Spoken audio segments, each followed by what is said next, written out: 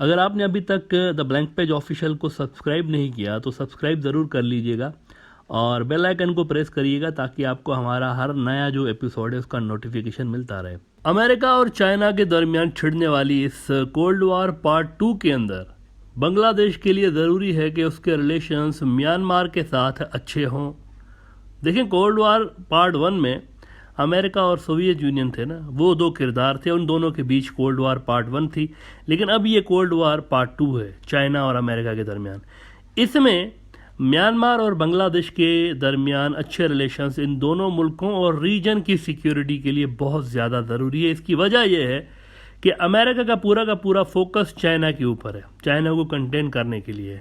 ऐसे में ये जो बे ऑफ बंगाल है ये एक अहम कॉन्टेस्टिंग पॉइंट बनने जा रहा है दोनों मुल्कों के दरमियान, अमेरिका के और चाइना दोनों के लिए। अगर म्यांमार और बांग्लादेश के ताल्लुकात आपस में ख़राब होंगे तो इसका डायरेक्ट फ़ायदा आलमी ताकतें उठा सकती हैं। They might add fuel in the fire to establish their footprint in this Bay of Bengal using any one of them. मिसाल के तौर पे अगर आप देखें तो इस वक्त अमेरिका आपको म्यांमार के अंदर इंटरेस्टेड नज़र नहीं आता, म्यांमार से ज़्यादा वो बांग्लादेश की तरफ आपको एक्टिव नज़र आते हैं और अपना डिप्लोमेटिक असर यहाँ बढ़ाने के लिए आपको वो नज़र आते हैं। पिछले 1 साल के अंदर आप देखें तो अमेरिकन जो नुमाइंदे हैं, ऑफिशल्स हैं बांग्लादेश के अंदर कई बार आ चुके हैं।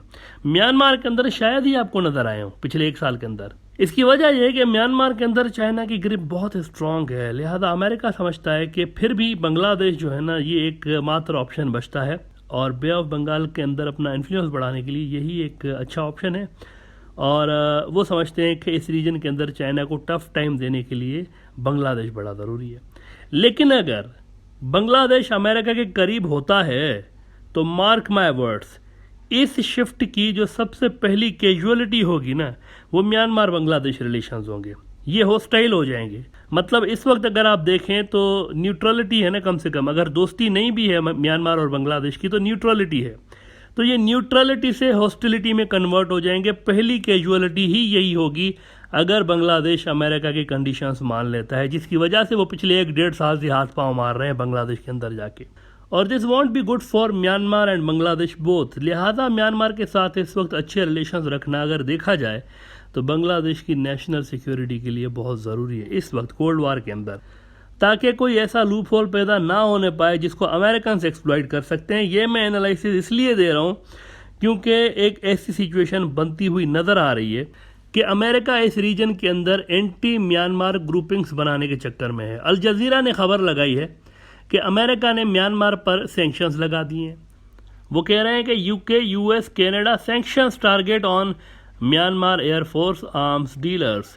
तो इधर वो एंटी होते जा रहे हैं म्यांमार के, अगर आप देखें तो म्यांमार के बिल्कुल अपोजिट में दिन ब दिन वो होते जा रहे हैं, और उधर अगर आप देखें तो बांग्लादेश के दिन ब दिन मजीद ये क्लोज आने की कोशिश कर रहे हैं। दो आपको एक्सट्रीम लाइंस नज़र आती हैं एक ही रीजन के अंदर। अमेरिका की जो फॉरेन पॉलिसी है, अमेरिका की जो स्ट्रेटजी है, उसमें आपको दो एक्सट्रीम लाइंस नज़र आती हैं। उधर वो बिल्कुल एंटी हैं बांग्लादेश के पड़ोसी म्यांमार के साथ, बिल्कुल एंटी। इधर आपको वो इनके करीब आते हुए नज़र आ रहे हैं बांग्लादेश के साथ। और अगर आप देखें तो हर महीने कोई ना कोई, ऑलमोस्ट हर महीने कोई ना कोई नई फरमाइश लेकर बांग्लादेश के अंदर अमेरिकन डिप्लोमेट कोई ना कोई तुलू हो जाता है। ऑलमोस्ट हर महीने के अंदर ये सीन चालू है। इसका मतलब साफ है कि एक एंटी म्यांमार बांग्लादेश अमेरिका को सूट करेगा आने वाले दिनों में, और यही वो करने की अटैम्प्ट भी करेंगे कि कोई एंटी म्यांमार टाइप का बांग्लादेश हो, ताकि चाइना को कंटेन करने के लिए जो उसका फ्रंट लाइन इत्तेहादी म्यांमार है, इसको प्रेशराइज करने के लिए हम बांग्लादेश को इस्तेमाल कर सकें। ऐसा ही होता है ना कोल्ड वार के अंदर, दो जो ताकतवर ग्रुप्स होते हैं ना, जो दो ताकतवर जो कौमें होती है, मुल्क होते हैं, आपस में नहीं लड़ते, वो अपने इत्तेहादियों को लड़ाते हैं। आप देखें कोल्ड वार 1.0 जो थी पहले वाली, कभी सोवियत्स और अमेरिकन लड़े क्या आपस में? कभी नहीं लड़े दोनों, मतलब आमने सामने कभी भी नहीं आए। इनके जो इत्तेहादी थे ना वो लड़ते रहे, सिर्फ वो धपड़धूस हो गए। ये सिर्फ अपने इत्तेहादियों को लड़ाते हैं, आपस में भी लड़ाते हैं और उन मुल्कों के साथ भी लड़ाते हैं, खुद डायरेक्टली नहीं लड़ते, इसीलिए इसको कोल्ड वार कहा जाता है। तो इसका मतलब साफ है कि अमेरिकन असल में करना ये चाह रहे हैं कि एंटी म्यांमार बांग्लादेश क्रिएट करने की कोशिशें वो करेंगे आने वाले दिनों में। अच्छा, गुज़िश्ता जुम्मे को म्यांमार की फ़ौज के ऊपर भी अमेरिका ने पाबंदियां लगाई हुई हैं, और जैसा कि वॉइस ऑफ अमेरिका कह रहा है कि US announces more sanctions on Myanmar military, और इसमें उन्होंने म्यांमार की मिलिट्री के 5 टॉप ऑफिसर्स पर सैंक्शंस लगा दिए हैं और 5 जो उनकी बड़ी डिफेंस एंटिटीज है उनके ऊपर भी सैंक्शंस लगा दिए। और ये सब वो इसीलिए कर रहे हैं क्योंकि म्यांमार उनके काबू में नहीं आ रहा है। They have refused to take side against the Chinese. Myanmar वाले जो है ना, उन्होंने चाइना की साइड लेने से इनकार कर दिया, इनके काबू में नहीं आ रहा है। आपको क्या लगता है, म्यांमार जो है, क्या आपको लगता है कि अमेरिका से ख़राब रिलेशंस चाहते होंगे? उनको भाई क्या सवाब मिलेगा, कितने नफलों का सवाब मिलेगा ऐसा करने से? आपको लगता है वो ख़राब रिलेशंस चाहेंगे अमेरिका के साथ? सवाल ही पैदा नहीं होता। वो तो रेडी हैं अमेरिका से अपने रिलेशंस इंप्रूव करने के लिए, वो तो रेडी हैं। बहुत ज़्यादा उनके अंदर एक ये है कि अमेरिका के साथ भी किसी तरह से हमारे रिलेशंस अच्छे हों। लेकिन मसला ये है कि जो कॉस्ट अमेरिका उनको पे करने के लिए बोल रहा है ना, वो कॉस्ट पे करने को म्यांमार वाले तैयार नहीं है। और म्यांमार अमेरिका रिलेशंस का सीधा सीधा ताल्लुक जो है ना, वो बांग्लादेश के साथ है। ये मैं आपको बता दूं, सीधा लिंक है इनका बांग्लादेश के साथ। ये भी मुमकिन है कि आने वाले दिनों में आपको अमेरिका की तरफ से बांग्लादेश को इस तरह की भी फरमाइश सुनने को मिले कि बांग्लादेश कोई एंटी म्यांमार स्टांस ले, कोई एंटी म्यांमार स्टेप उठाए। ये भी मुमकिन है। अब बांग्लादेश ऐसा करेगा या नहीं करेगा ये अलग बात है, लेकिन अमेरिका की तरफ से म्यांमार को दबाव में लाने के लिए इंडिया और बांग्लादेश को इस्तेमाल किया जा सकता है डायरेक्टली, क्योंकि सैंक्शंस जो है ना वो काम नहीं आ रहा है, काम नहीं आ रहे। जब से मार्शल लॉ लगा है म्यांमार के अंदर, अमेरिका इतने सैंक्शंस इनके ऊपर लगा चुका है, लेकिन बात ही नहीं बन रही। तो जब सैंक्शन से बात नहीं बनेगी तो अगला स्टेप क्या होगा? डायरेक्ट एक्शन, कुछ ना कुछ करने की कोशिश करेंगे, और इसके लिए वो बांग्लादेश और इंडिया को यूज़ करेंगे। ये इनकी स्ट्रेटजी का प्लान भी हो सकता है कि म्यांमार के पड़ोसियों को म्यांमार के खिलाफ इस्तेमाल करें, बिल्कुल वैसे ही जैसे अफगानिस्तान को पाकिस्तान के खिलाफ इस्तेमाल किया गया। आपको याद होगा, ये बिल्कुल वही रिपीटेशन हो सकती है।